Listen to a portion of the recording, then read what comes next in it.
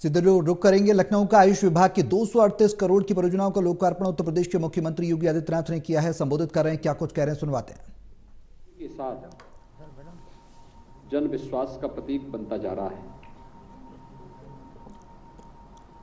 238 करोड़ रुपए की 271 परियोजनाएं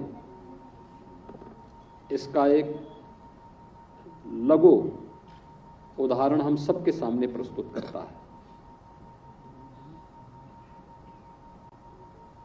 जिस आयुष मिशन के बारे में भारतीय मनीषा की धारणा रही हो कि नास्ति मूलो अनौषधय, यानी कोई भी ऐसी जड़ी नहीं जो औषधीय गुणों से भरपूर न हो, इस प्रकार का जो दावा रहा हो, एक समय उपेक्षा के कारण, अज्ञानतावश ये सभी लुप्त पराया से होती हुई दिखाई दे रही थी। लेकिन जब प्रधानमंत्री मोदी जी ने आयुष मंत्रालय का गठन किया और ट्रेडिशनल मेडिसिन को प्राथमिकता देकर के उसको प्रोत्साहित किया, तो देखते ही देखते यह न केवल देश के अंदर बल्कि दुनिया के अंदर छाता हुआ दिखाई दे रहा है। हम सब ने पिछले 4 वर्ष के अंदर इस सदी की सबसे बड़ी महामारी का सामना किया और उस दुनिया की सबसे बड़ी महामारी, सदी की सबसे बड़ी महामारी के दौरान दुनिया ने ट्रेडिशनल मेडिसिन की उपयोगिता और उसकी महत्ता को भी समझा है, जाना है।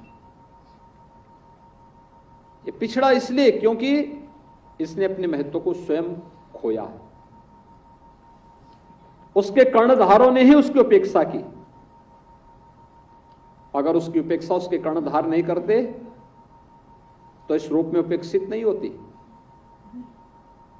लेकिन देर आए दुरुस्त आए। 2014 में प्रधानमंत्री मोदी जी ने जब इसके लिए अभियान चलाया, आज आप देखते होंगे 21 जून को दुनिया के अंदर योग के साथ पूरी दुनिया झूमती हुई दिखाई देती है।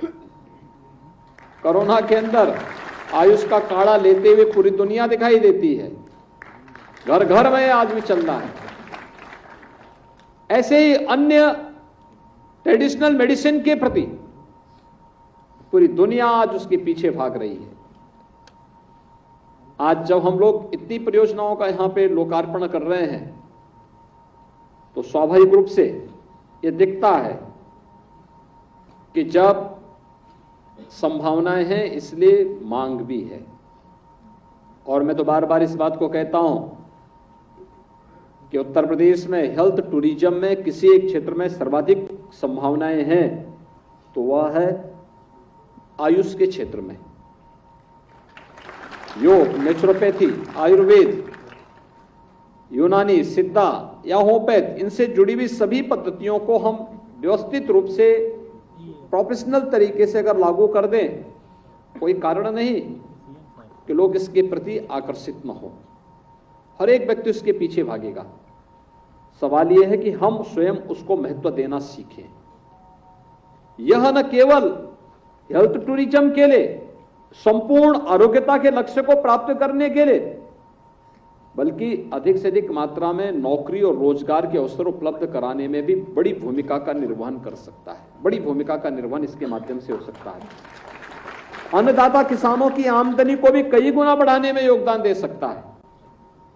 हमें पहल करनी पड़ेगी, हमें लगना पड़ेगा, एक दृष्टिकोण से उभरना पड़ेगा। और इसी उद्देश्य की पूर्ति के लिए विभाग ने कल एक निदेशालय के गठन की कार्रवाई को भी मूर्त रूप देना प्रारंभ किया है। अब तक अलग अलग निदेशक थे, वे निदेशक काम करेंगे, लेकिन उन सबको इंटीग्रेट करने के लिए एक डायरेक्टर जनरल भी उनके साथ समन्वय बनाने के लिए, जिससे कहीं भी फाइल किसी की अटके नहीं, भटके नहीं, बल्कि मेरिट के आधार पर समयबद्ध तरीके से उस निर्णय को हम अंजाम तक पहुंचा सकें, इस दिशा से